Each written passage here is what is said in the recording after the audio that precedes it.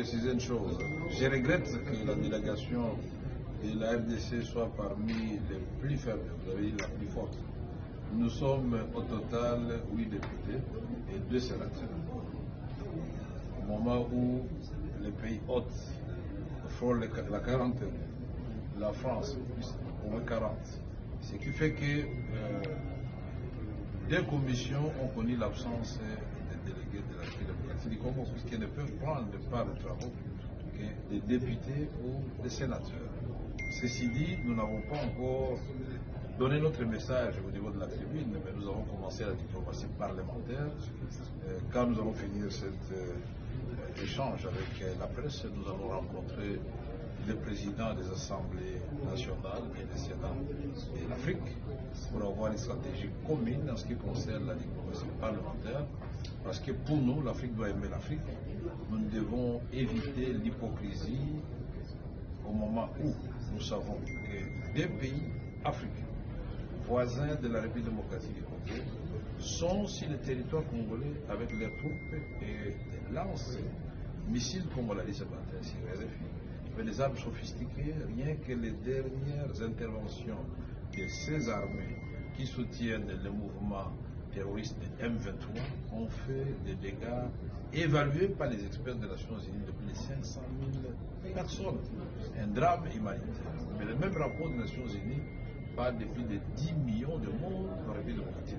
C'est un génocide oublié. Et nous, en tant qu'élus du peuple, dans le cadre de la diplomatie parlementaire, nous avons l'obligation de dire haut et fort notre désapprobation face à ce silence assourdissant de la communauté internationale. Et nous engageons l'OIF à travers l'Assemblée parlementaire de la francophonie, hausser les tons et de pousser les pays qui ont une certaine influence sur les agressions de la République démocratique du Congo à prendre non seulement des mesures coercitives contre ces deux pays, mais des sanctions, et de vraies sanctions.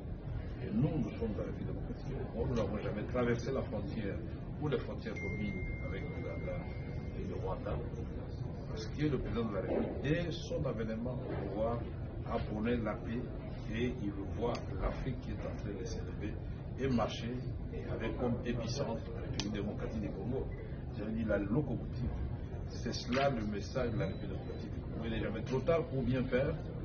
Aujourd'hui, nous protestons de la manière la plus énergétique, de voir que Madame la secrétaire générale de l'Organisation internationale de la francophonie a parlé des conflits dans le monde, en énumérant les pays. Je préfère croire que c'était un oubli, plutôt qu'une façon subtile de ne pas citer la présence de troupes rwandaises sur le territoire congolais ou les troupes ougandaises. Mais nous allons, croyez-nous, donner un message très fort demain.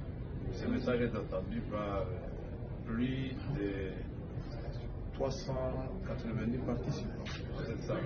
Il n'y a pas meilleure tribune que ça, ce sont des élus du peuple de leurs pays respectifs.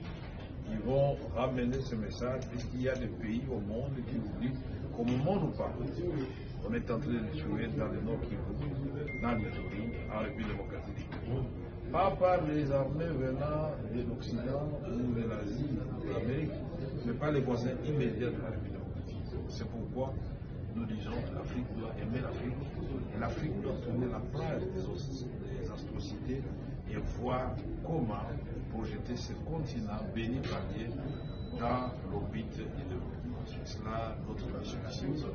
Et je remercie donc les députés.